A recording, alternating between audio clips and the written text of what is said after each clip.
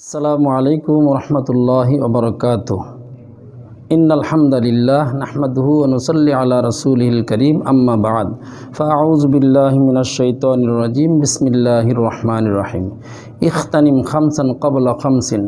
নবীজি সাল্লাল্লাহু আলাইহি ওয়াসাল্লাম বলেন, পাঁচটি জিনিসের পূর্বে পাঁচটি জিনিসের মূল্যায়ন করা, অর্থাৎ জীবনের গুরুত্বপূর্ণ জিনিসের মূল্যায়ন করা।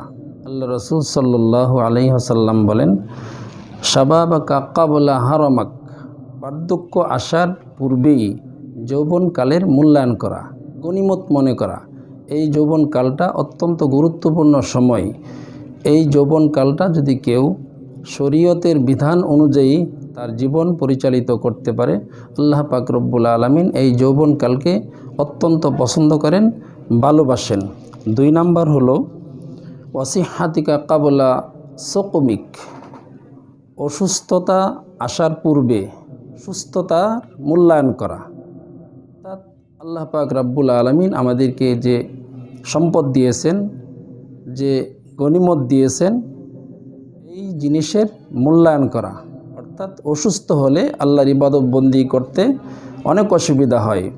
আল্লাহ পাক যে আমাদের অঙ্গ প্রত্যঙ্গের মধ্যে কত নিয়ামত দিয়েছেন, এই নিয়ামতের শুকরিয়া আমাদের আদায় করতে হবে। অর্থাৎ কিডনি যে আমাদের শরীরের মধ্যে আছে, এটা কত গুরুত্বপূর্ণ জিনিস। এটা যদি অসুস্থ হয়ে যায়, কেউ যদি সপ্তাহে একবার ডায়ালিসিস করে, তাহলে বুঝতে পারে যে তার কি জীবনের কি মূল্য আছে। এই জন্য জীবন ভালো থাকতে, সুস্থতা থাকতে আল্লাহর ইবাদত বন্দিগি করে নেওয়া। 3 নাম্বার হলো গিনাকা ওলা ফাকরিক, অর্থাৎ ফকির, অর্থাৎ অভাব আসার পূর্বেই ধনাঢ্যতাকে মূল্যায়ন করা। সম্পদ যদি হাতে থাকে, তাহলে আল্লাহর রাস্তায় বেশি বেশি ব্যয় করা, আল্লাহর রাস্তা খরচ করতে হবে। সম্পদ যদি থাকে, তাহলে আমি হজ করতে পারবো। সম্পদ থাকলে আমি জাকাত দিতে পারবো। সম্পদ থাকলে আমি কুরবানি দিতে পারবো। ভালো ভালো কাজগুলো আমি করতে পারবো, যদি আমার ইচ্ছা থাকে। এই জন্যে সম্পদ যতক্ষণ থাকে, তখন আল্লাহর রাস্তায় বেশি বেশি ব্যয় করা। মসজিদ, মাদ্রাসা, জনকল্যাণমূলক কাজ এবং গরিব দুঃখী মানুষের পাশে দাঁড়ানো, সাহায্য সহযোগিতা করা, আত্মীয়তার হক আদায় করা, প্রতিবেশীর হক আদায় করা। সম্পদ থাকলে এইগুলো করা যায়। যদি আমরা সম্পদ আমাদের থাকে, তাহলে কি করতে হবে? আল্লাহর রাস্তায় বেশি বেশি ব্যয় করতে হবে। 4 নাম্বার হলো ফারাগাকা ক্বাবলা শুগুলিক, অর্থাৎ যখন ব্যস্ততা আসবে, ব্যস্ততা আসার আগেই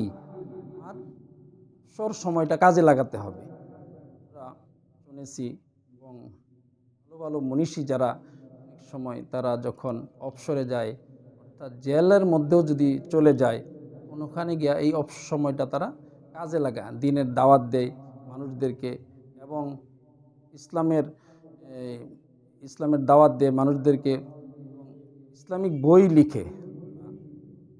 এই অবসর সময়টা বেহুদা সময় কাটানা, কাজে লাগায়। অবসর সময় যখন পাবো, আমরা বেশি বেশি আল্লাহর ইবাদত করব, জিকির আজকার করব, দুরূদ শরীফ পড়ব। অবসর সময়টা আমাদের লাগাতে হবে। বেহুদা যদি আমরা আমাদের এই জীবনের মূল্যবান সময় থেকে আমাদের সময়টা চলে যায়, তাহলে কিন্তু এই সময় আমরা আর পাবো না। 5 নাম্বার হলো হায়াতাকা ক্বাবলা মাউতিক, অর্থাৎ হায়াত থাকতে থাকতে, তো আসার পূর্বেই হায়াতের মূল্যায়ন করা।